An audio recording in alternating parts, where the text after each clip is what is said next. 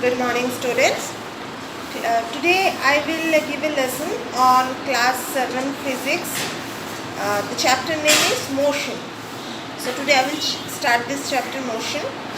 So to know about motion, you have learned about rest and motion in very brief in your previous class. So to know about motion, first we will discuss what is rest. What is rest?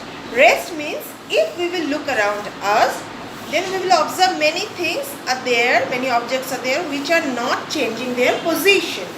So a body is said to be at rest if it does not change its position with respect to its surrounding. If it is not changing its position respect to its surrounding, then we can say that that particular object is at rest.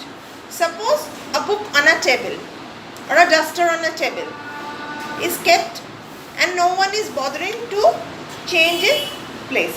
So I can say that that book is at rest or the duster is at rest. So that is rest. Now what is motion?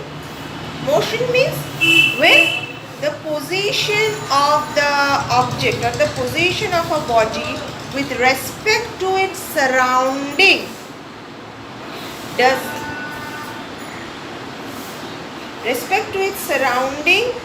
changes its position with time is called motion. So suppose I am walking, okay? So in respect to my condition, the other things like this board is at rest. So at this time I am changing my place but the board is not. So comparing my position with the board's position, I am at motion and the board is at rest. So what is rest and what is motion? A body is said to be at rest if it does not change its position with respect to a fixed point in its surrounding is rest. And what is motion? When the position of a body with respect to its surrounding changes with time, the body is said to be in motion. Okay? So what is the example of motion? Suppose I am sitting at a railway station and looking at a tree. Okay? The tree is at a fixed position. So I can say the tree is at rest. But if I was sitting at a railway station and looking at a railway means train, then after some time, if it is standing also, after some time it will move, it will pass. So that is in motion in respect to my position. I am at rest and that is at motion. Okay? So rest and motion, you will prepare these two with the example. Now rest and motion are relative. Obviously they are relative. How they are relative? Because if I don't know what is rest, I cannot describe motion, or if there is no motion, rest cannot be described. Okay? So what is rest? An object, and what is the relation? An object can be in motion relative to a one set of object. How? I am walking, I am moving. So I am in motion in respect to the object of this board. This board is not moving. So in respect to one object, another body is moving. Okay? In vice versa, thus rest and motion are relative. So suppose I am standing but I can see an ant is walking nearby. So I am at rest and in respect to me, that ant is moving or the fan is moving inside our room. So I am at rest and the fan is at motion. So in respect to one, I can describe another. That's why rest and motion are very much relatable. So an object can be in motion in relative to one set of object while at rest, and relative to some other set of objects. Thus rest and motion are relative terms, and this can be explained by several examples as I have given to. Suppose surrounding the sun, earth is rotating.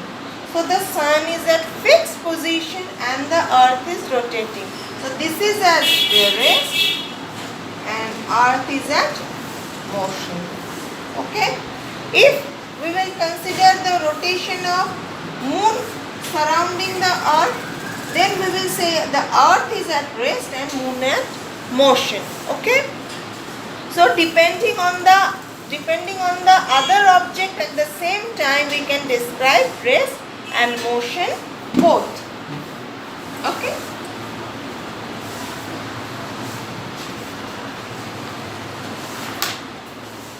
Now different types of motion. When we will learn about motion, there are several other examples are there in your chapter 2. Like a passenger is sitting on a railway platform.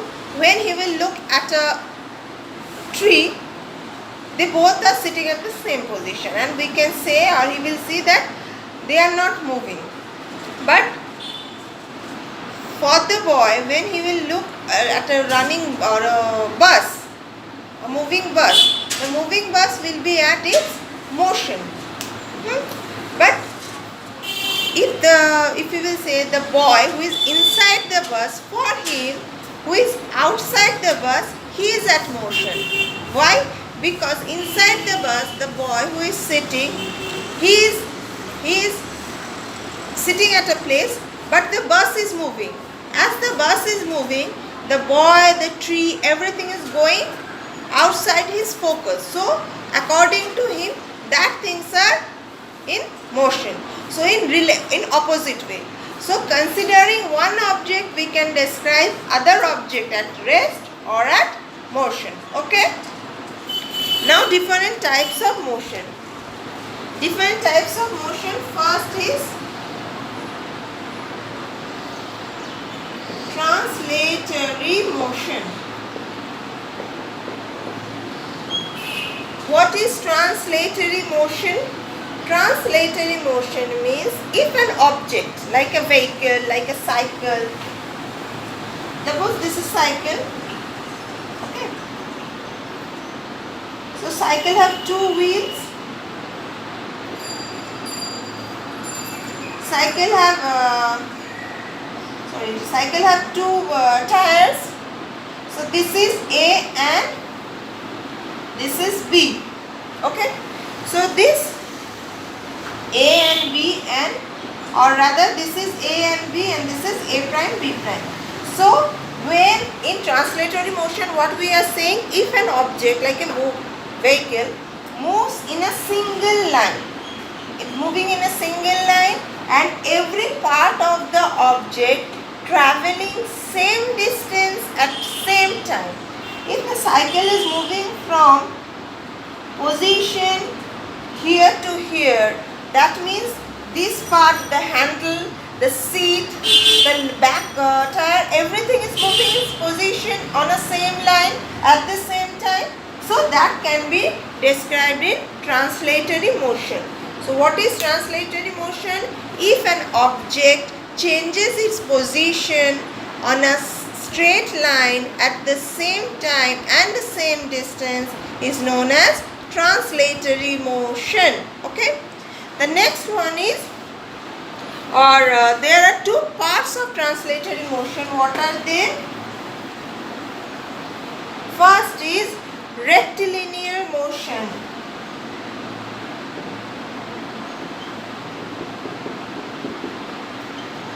Rectilinear motion. What is rectilinear motion or linear motion? Rectilinear motion is said that if suppose a ball, I am throwing from roof towards the ground in a straight line. Like this is the here a boy is standing and throwing the ball like this. Okay, this is the ball.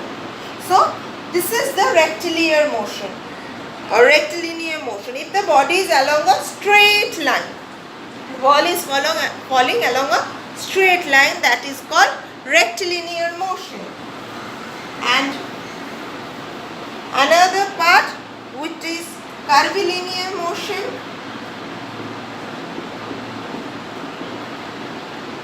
What is curvilinear motion?